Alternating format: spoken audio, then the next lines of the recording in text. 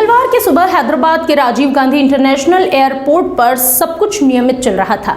सुबह का वक्त था। यात्री अपना बोर्डिंग पास लेकर अपनी फ्लाइट्स की ओर आगे बढ़ने लगे। कुछ यात्री हैदराबाद से विदेश के लिए भी सफर करने जा रहे थे।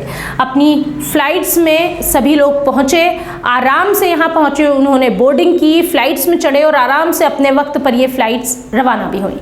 लेकिन इन सभी के बीच में एक विमान ऐसा भी था जिसकी सिक्योरिटी को लेकर सवाल उठा। इस फ्लाइट के निकलते ही एयरपोर्ट अथॉरिटी को कुछ ऐसी सूचना मिली जिसे सुनकर सबके होश उड़ गए। आनन फानन में फ्लाइट कैप्टन से संपर्क किया गया।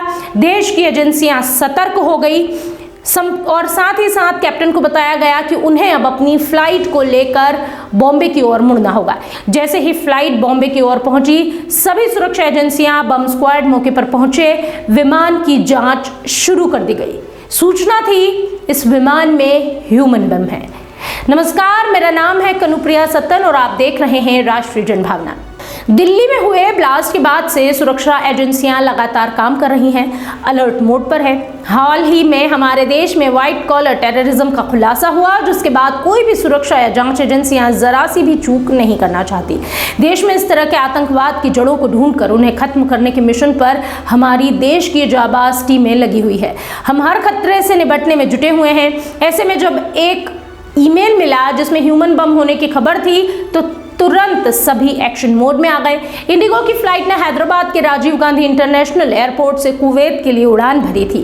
फ्लाइट की उड़ान भरने के बाद हैदराबाद एयरपोर्ट को एक धमकी भरा ईमेल मिला, जिस ईमेल में विमान में ह्यूमन बम होने की धमकी दी गई थी। इसके बाद फ्लाइट को मुंबई की तरफ मोड़ा गया। यहाँ इमरजेंसी लैंडिंग करा ली गई। सुरक्षा एजेंसियों ने ईमेल मिलने के तुरंत बाद कार्रवाई की। उन्होंने इसे हल्के में नहीं लिया, बल्कि इस पर आनन फानन में कार्रवाई की गई। फ्लाइट की मुंबई में इमरजेंसी लैंडिंग कराई गई।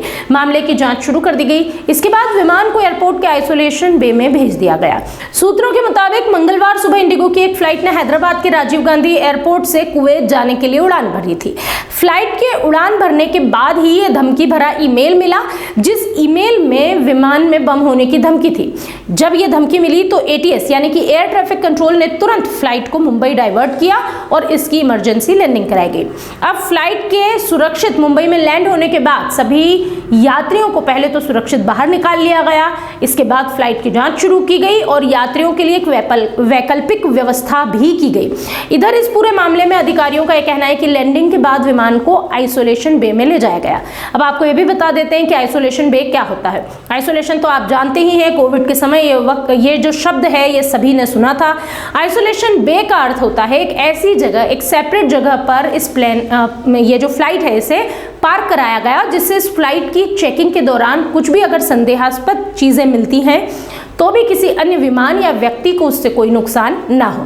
खैर, आइसोलेशन बे में ले जाने के बाद bomb disposal squad, central industrial security force और अन्य सुरक्षा टीमों ने इस फ्लाइट की जांच करना शुरू कर दिया। प्रारंभिक रिपोर्ट्स के अनुसार अब तक कोई भी ऐसी संदिग्ध वस्तु या विस्फोटक इस फ्लाइट में नहीं पाया गया है, लेकिन सुरक्षा एजेंसियां लगातार अभी भी जांच कर रही है। बहरहाल, सुरक्षा एजेंसियां इस वक्त एक्टिव मोड में हैं और वो कोई भी रिस्क नहीं लेना चाहती है। ऐसे में जैसे ही इस बारे में जानकारी मिली तो फ्लाइट को मुंबई लैंड कराया गया और इसकी जांच पड़ताल शुरू कर दी गई।